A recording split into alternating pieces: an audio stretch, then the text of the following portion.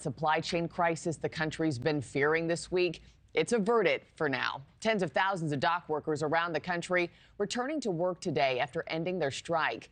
The Biden administration and a variety of industries had been warning about the dire economic consequences the longer this strike went on.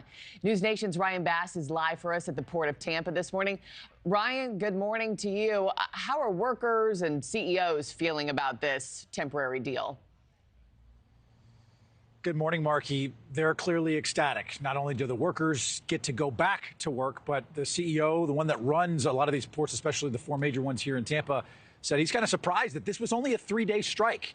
And these workers can now get back to work and try and work on a more long-term deal ahead of the January 15th deadline. But yeah, a lot of those dock workers are going to be clocking into their shifts here and heading into work after that strike was suspended, hours after the union finally agreed to a new deal, which gives increased wages to a lot of these workers, which is what they've been looking for. And this will avoid what could have been a massive clog in the supply chain system, and now will ensure that critical Hurricane Helene relief items will get to the folks here in Tampa Bay and the families that need them to continue their recovery after this storm. We saw many folks that were rushing out to stores to try and stock up and really stockpile a lot of these really critical items, anticipating maybe a weeks-long or even months-long strike here, but crisis averted for now. The current contract was extended until January 15th as 45,000 workers return to the job at East and Gulf Coast ports from Maine to Texas. Now, the tentative agreement will bump up 62% in terms of pay over 6 years, increasing from roughly $39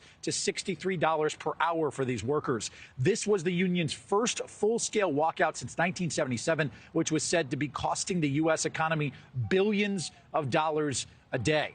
Now, President Biden praising the United States Maritime Alliance and the union for hammering out a tentative agreement and for, as he put it, quote, acting patriotically to reopen our ports and ensure the availability of critical supplies, including those for Hurricane Helene relief. The president has been urging USMX to work out a fair offer. Now, here in Florida, we are at Port Tampa Bay, which is, of course, one of the four major ports here in the state of Florida that had been impacted by this strike. We actually spoke with the man who oversees all of the activity of those four major ports. He said that he's actually surprised that a deal happened as quick as it did.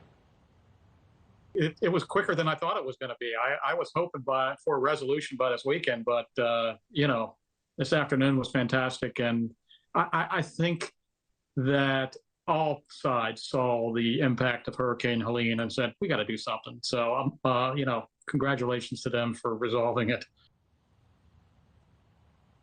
And that was certainly critical, again, Markie, considering that there are so many families here that need things like steel, aluminum, and gasoline, right, to continue that recovery from Hurricane Helene. Now, there's still more negotiating to be had. As I mentioned, they'll have to resolve some of these differences, including with the union and shipping companies over automated machinery. They now have until January 15th, Markie, to try and strike a new deal. Yeah, and to refine some of that language there. But, Ryan, I feel like I could hear the collective sigh of relief yesterday from Americans, as we head into the holiday season. Ryan Bass, thank you so much.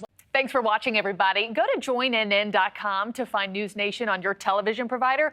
Also, don't forget to click that red subscribe button below to get more of NewsNation's fact-driven, unbiased coverage.